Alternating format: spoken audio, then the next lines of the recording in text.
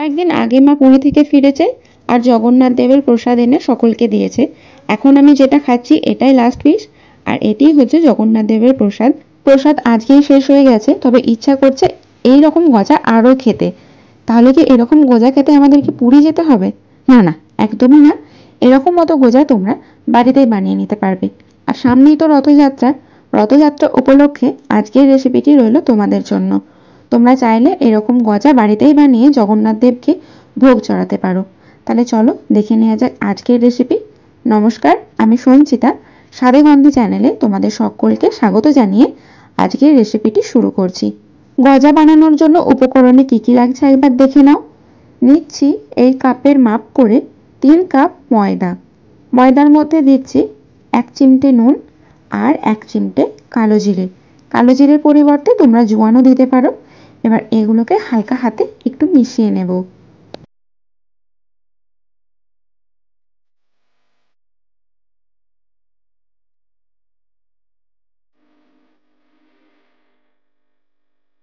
ময়দার মধ্যে ময়াম দিচ্ছি।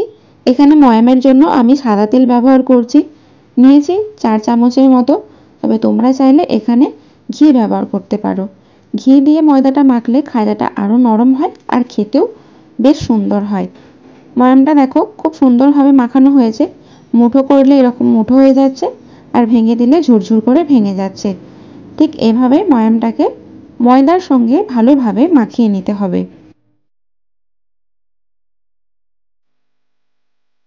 ময়দাটা মেখে নেব, তাই অল্প অল্প করে জল দিয়ে ময়দাটা মেখে নিচ্ছি।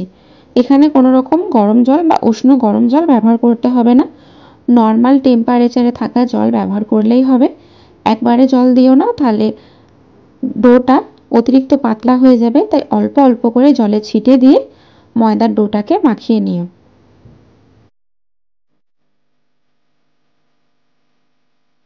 ময়দার ডোটা তৈরি হয়ে গেছে, কিছুক্ষণ মেখে নিচ্ছি, দিয়ে 10 মিনিটের জন্য রেস্টে রেখে দেব।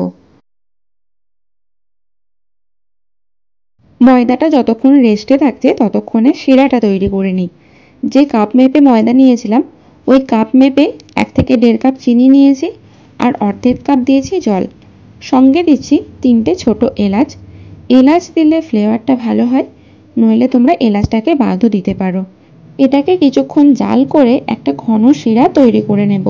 যতক্ষণ না পর্যন্ত একটা চটচটে শিরা তৈরি হচ্ছে ততক্ষণ মিডিয়াম আঁচে এটা জাল করতে থাকবো।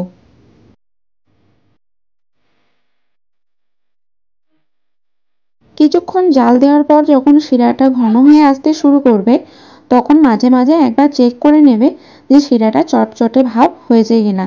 এখনো কিন্তু শিরাটার মধ্যে সেই চটচটে ভাব আসেনি, তাই আমি মিডিয়াম আঁচে আরও 2 থেকে 3 মিনিট জাল করে নিলাম। আশা করছি এবারে যেরকম শিরা চাইছে সেরকম হয়ে গেছে। হ্যাঁ দেখো, হাতের মধ্যে একটা চটচটে ভাব লাগছে। শিরাটা রেডি হয়ে গেছে। যখন গরম থাকবে তখন শিরাটা একটু পাতলা লাগলেও ঠান্ডা হয়ে গেলে শিরাটা বেশ ঘনই লাগবে। গ্যাসের ফ্লেম বন্ধ করে দেওয়ার পর দেখো শিরাটা বেশ আঠালো আঠালো দেখতে লাগছে।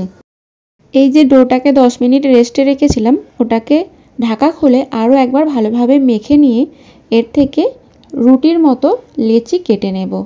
খুব বড় করাও চলবে না, আবার খুব ছোট করাও চলবে না। এই ডোটা থেকে আমার মোট 6টা লেচি হয়েছে। এবার এই লেচিগুলোকে রুটির মতো করে বড় বড় করে বেলে নেব। এখানে লেচি বেলার জন্য লাগবে কর্নফ্লাওয়ার, ময়দা ব্যবহার করা চলবে না। তাই আমি এখানে একটা বাটিতে কর্নফ্লাওয়ার নিয়েছি, আর লেচিগুলোকে গোল গোল করে পাকিয়ে কর্নফ্লাওয়ারের মধ্যে মেখে রুটির মতো করে বেলে নেব।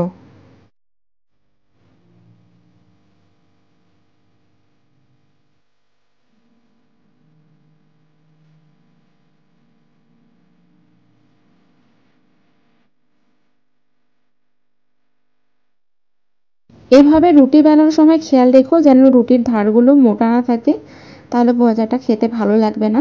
দেখো আমি বড় একটা রুটির মতো বেলে নিয়েছি, আর এটা না হয়েছে খুব বেশি মোটা, না হয়েছে খুব বেশি পাতলা। এভাবেই সব লেচিগুলোকে বেলে নিতে হবে।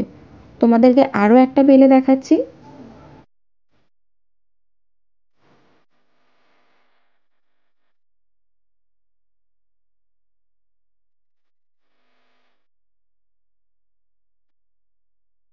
এটাও ঠিক আগের মতো একইভাবে বেলে নিয়েছি।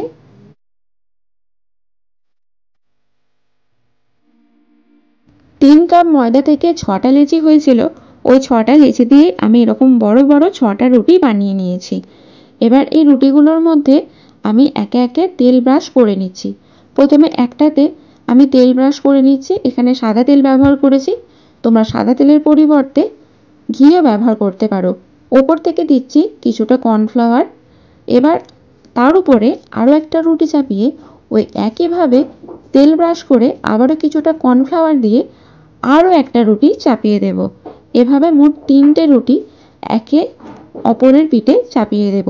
এবার সব থেকে ওপরে যে রুটিটা থাকবে সেই রুটির মধ্যেও কিছুটা তেল ব্রাশ করে দিয়ে ওপর থেকে কিছুটা কর্নফ্লাওয়ার দিয়ে যেভাবে রোল মোড়ানো হয় সেভাবে রুটিটাকে রোলের মতো করে মুড়িয়ে নেব। একটু চিপে চিপে মোড়াবে, না হলে কিন্তু খাজাগুলো ভাজার সময় খাঁজগুলো খুলে যেতে পারে। রোলের দু সাইডে বেড়ে থাকা অতিরিক্ত ময়দা কেটে বাদ দেব। এবার 1 ইঞ্চির মতো দূরত্ব করে করে কিছুটা লেচি এভাবে কেটে নেব, ঠিক যেভাবে দেখাচ্ছি। ওইভাবে কেটে নেওয়ার ফলে বেশ কয়েকটা টুকরো বেরিয়েছে। এই টুকরোগুলোকে দুটো আঙুলের সাহায্যে একটু চিপে চিপে নিচ্ছি। দেখো খাজার মধ্যে থেকে কি সুন্দর খাঁজগুলো বেরিয়ে আসছে। এবার এগুলোকে হালকা হাতে বেলনের সাহায্যে 1 থেকে 2বার করে বেলে নেব। ঠিক এভাবে হালকা হাতে, খুব বেশি প্রেস দেওয়া যাবে না, 2বার বেলে নিলেই হবে। আগে যেভাবে একটার পর একটা রুটিকে মুড়ে রোল বানিয়ে নিয়েছিলাম, এটাকেও ঠিক একইভাবে রোল বানিয়ে নিয়েছি।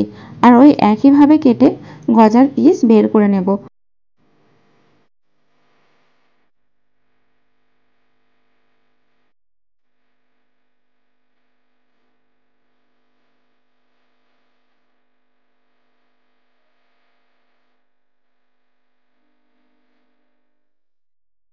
এগুলো সব বেলা হয়েই গেছে। এবার গজাগুলো ভেজে নেব। তো তার জন্য আমি এখানে ব্যবহার করেছি সাদা তেল। সাদা তেলের পরিবর্তে তোমরা ঘি বা ডালডাতেও ভাজতে পারো, বা সাদা তেলের মধ্যে বেশ কিছুটা ঘি দিয়েও ভাজতে পারো।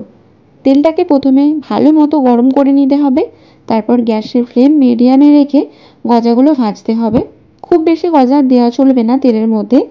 3 থেকে 4টে গজা দিয়ে মিডিয়াম আঁচে একটু সময় নিয়ে ধরে ধরে গজাগুলো ভাজতে হবে।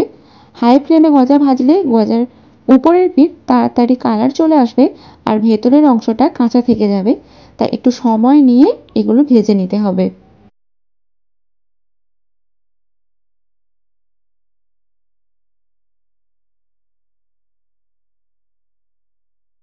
দেখো গজার মধ্যে খুব সুন্দর কালার আসতে শুরু করেছে। তবে আরও কিছুক্ষণ ভেজে নিয়ে লাল লাল করে গজাটা তুলবো।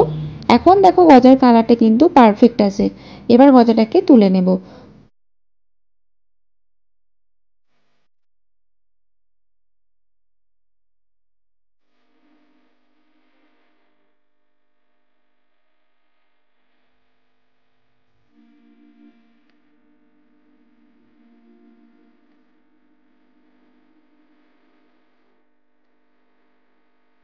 ওই একইভাবে বাকি সব গজাগুলো ভেজে নেব।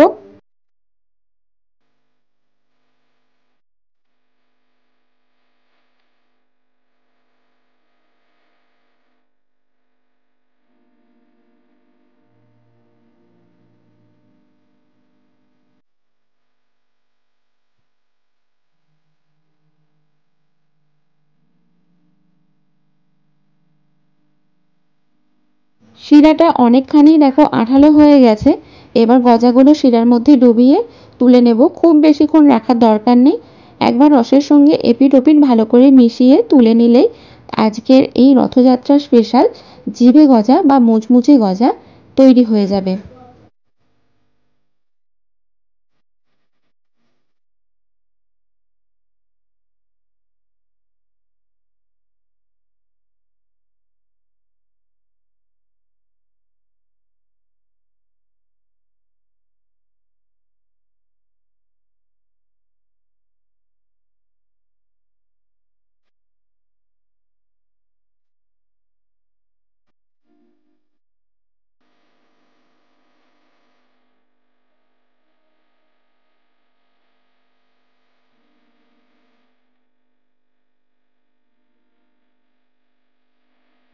বন্ধুরা, রস থেকে গজাগুলো তুলে নিয়ে তোমাদের সঙ্গে পরিবেশন করেছি।